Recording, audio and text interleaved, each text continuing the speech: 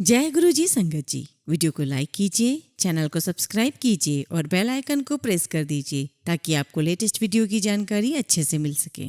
आज का सत्संग हम जीनिया मारिया आंटी का सुनेंगे, तो चलिए संगत जी सत्संग शुरू करते हैं। जय गुरु जी, शुक्राना गुरु जी। ओम नमः शिवाय। शिव जी सदा सहाय। ओम नमः शिवाय। गुरु जी सदा सहाय। संगत जी, मैं मोहाली से हूँ। मुझे नहीं मालूम कि सत्संग को शुरू कैसे करते हैं, लेकिन मैं अपने अवगुणों के साथ अपना सत्संग शुरू कर रही हूँ। गुरु जी, अगर इस सत्संग को शेयर करते वक्त मुझसे कोई भूल हो जाए तो क्षमा करिएगा।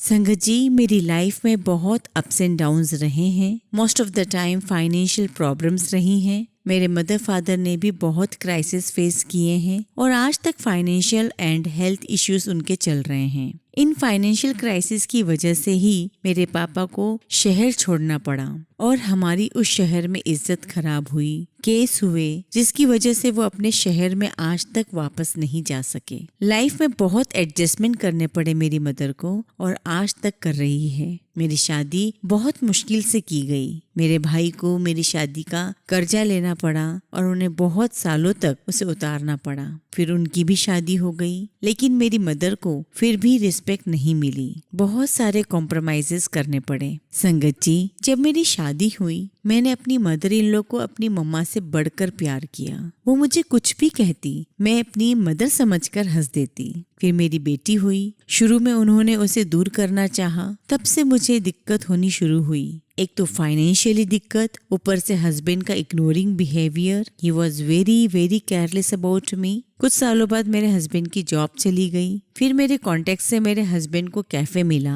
और जॉइंट फैमिली होने के कारण उन्होंने सबको अपने बिजनेस में इन्वॉल्व कर लिया। मेरे जेठ, जेठानी, मदर इन लॉ और मेरे हस्बैंड खुद। मैं तब तक डिप्रेशन में जा चुकी थी, जिसकी वजह से मुझे अपनी जॉब छोड़नी पड़ी और मैंने भी बिजनेस ज्वाइन कर लिया। फाइनेंशियली बेटर हो गए, बट होल्ड सारा मेरी मदर इन लॉ और जेठ का था, क्योंकि मेरे हस्बैंड को काम करना पसंद नहीं था। वो काम करवाने में बिलीव करते थे। 2019 में हमारा कैफे हमसे ले लिया गया। तब तक हम घर खरीद चुके थे और घर की EMI स्टार्ट हो गई थी। मैंने जॉब करना शुरू किया और अपनी जेठानी को भी अपने साथ जॉब पर लगवा लिया। तब कोरोना शुरू हो चुका था। दोनों भाई अनएम्प्लॉयड थे। मैं अपनी सैलरी से अपने दोनों बच्चों की फीस देती, थोड़ा बहुत सब्जी आटा खरीदती और मेरी जेठानी अपनी एक बच्ची की फीस देती और राशन दूध खरीदती। देखते देखते 2 साल गुजर गए। 2019 से 2023 तक मेरे हस्बैंड और जेठ ने मिलके बहुत बिजनेस खोले,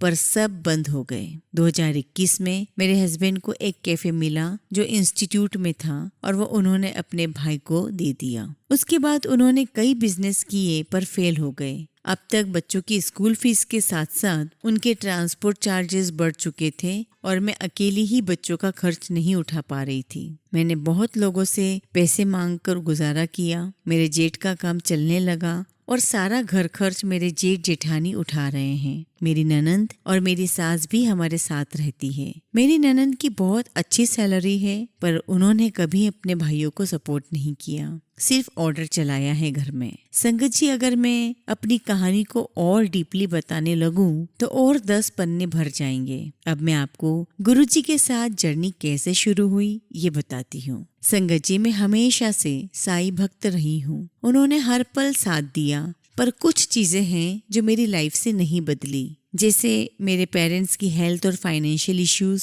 मेरे ब्रदर का सेट न हो पाना, मेरी फाइनेंशियल इश्यूज, बार बार मेरी फ्रेंड्स और कलीग से फाइनेंशियल हेल्प मांगना और पैसे वापस न कर पाना, मेरे हस्बैंड का बार बार बिजनेस बंद होना, मेरे बच्चों का स्टडीज में वीक होना। कुछ भी नहीं बदला। मैं अर्न करके भी फाइनेंशियली बहुत वीक थी। मेरी सिस्टर ने और मेरी मासी ने और मेरी मासी के बच्चों ने मेरा बहुत साथ दिया और आज भी दे रहे हैं। मेरे हस्बैंड के फ्रेंड्स भी साथ दे रहे हैं, मेरे जेठ जेठानी भी साथ दे रहे हैं। पर अब बात सेल्फ रिस्पेक्ट पर आ गई है, जो कि हमारी खत्म हो चुकी थी। मेरी मदर ने मुझे बताया था कि 2021 में वो गुरुजी के एक सत्संग अटेंड करने गई थी। उन्होंने बताया कि वहाँ इतना प्रसाद खिलाते हैं कि आपको रजा देते हैं और बहुत अच्छा लगा उन्हें वहाँ जाकर के। मेरी मदर के कोई गुरु नहीं है और मेरे मन में आया कि मैं उन्हें अपना गुरु बना लूं, परंतु गुरुजी का हुक्म नहीं था। फिर मैंने अपनी कजिन की वाइफ को कहा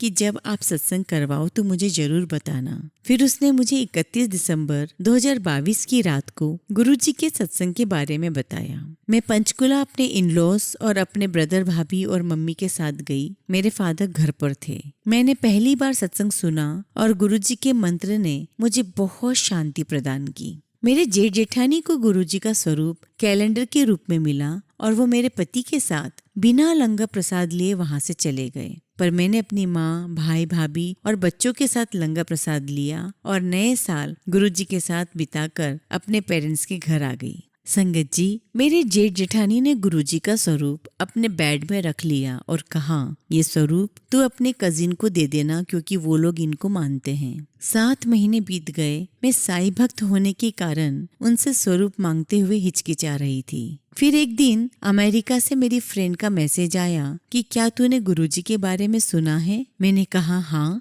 मैं नए साल में उन्हीं के सत्संग में थी। उसने कहा कि गुरुजी को अरदास कर कि तेरे हस्बैंड का कोई काम बना दे और सत्संग करवा और मैं इंडिया आ रही हूँ, मेरे साथ बड़े मंदिर चलना। मैंने कहा सत्संग कैसे करवा सकती हूँ और मैं बड़े मंदिर भी नहीं आ सकती क्योंकि मेरे पास पैसे तो है ही नहीं। उसने कहा कोई बात नहीं, तू अकेली बैठकर भी सत्संग कर सकती है। फिर मैंने YouTube पर भी सत्संग सुने। मेरी फ्रेंड के कहने के बाद मेरे कजिन ने भी मुझे गुरुजी के मैसेज दिए कि तू परेशान ना हो, तेरे बच्चियां दी, तू चिंता ना कर, तू जीजू की काम की चिंता ना कर, अपनी सब चिंता छोड़ दे, तेरा वक्त वापस आएगा, गुरुजी के आगे अरदास कर। पर मैंने अरदास तो नहीं की क्योंकि मैंने सत्संग में सुना था कि मांगो नहीं मानो। मैंने गुरुजी से सिर्फ यही कहा कि गुरुजी जो आपको ठीक लगता है मेरे माँ बाप के लिए, मेरे भाई के लिए, मेरे हस्बैंड, मेरे बच्चों के लिए, वही आप करें। फिर अपनी जेठानी से गुरुजी का स्वरूप वाला कैलेंडर मांग लिया और अपनी अलमीरा में रख लिया। क्योंकि हमारा 3 कमरों का घर है और अब पूरा परिवार वहीं रहता है।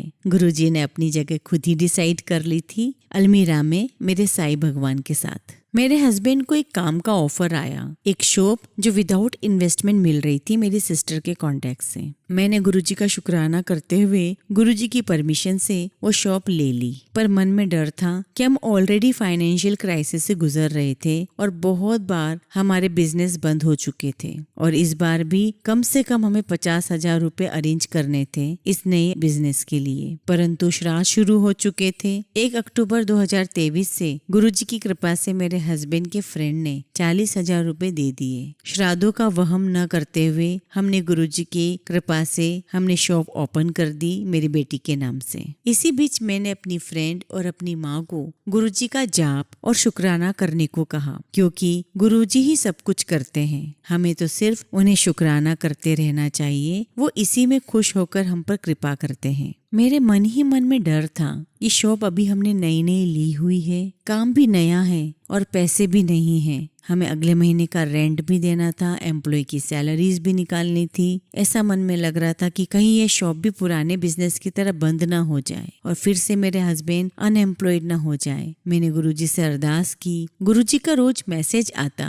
कि मैं तेरे हस्बैंड का बिजनेस नहीं बंद होने दूंगा, मैं अपना दूसरा सत्संग जल्द ही शुरू करूंगी। मेरे गुरुजी मेरी शॉप कंटिन्यू ऐसे ही चलवाते रहेंगे, उनकी कृपा मुझे मिलती रहेगी। मेरे और मेरे परिवार के लिए जो भी ठीक है बस गुरुजी वही ब्लेस करेंगे। यह सत्संग लिखकर मैंने अपनी कंप्यूटर स्क्रीन में रख लिया पर शेयर नहीं किया। फिर 3 दिन तक मैंने उसको नहीं शेयर किया और एक सत्संग सुना जो किसी ओल्ड संगत का था और गुरुजी ने मुझे एक मैसेज दिया कि कंप्यूटर विच फाइल ते बना ली, जब तक शेयर ना करोगी ते कनेक्शन कीवे जुड़ेगा। ये सुन के मेरी आंखों में पानी आ गया और यह सत्संग कंप्लीट करके मैंने शेयर किया। मैं अगले सत्संग में आपको जरूर बताऊंगी, जरूर शेयर करूंगी कि मेरा यह सत्संग शेयर हुआ या नहीं हुआ और मुझे ऐसे ही गुरुजी की कृपा मिलती रहेगी। मुझे पूरा यकीन है कि घर की जो फाइनेंशियल क्राइसिस है, घर की जो परेशानियां हैं, वो सब कुछ दूर हो जाएगी। जय गुरुजी, शुक्राना गुरुजी।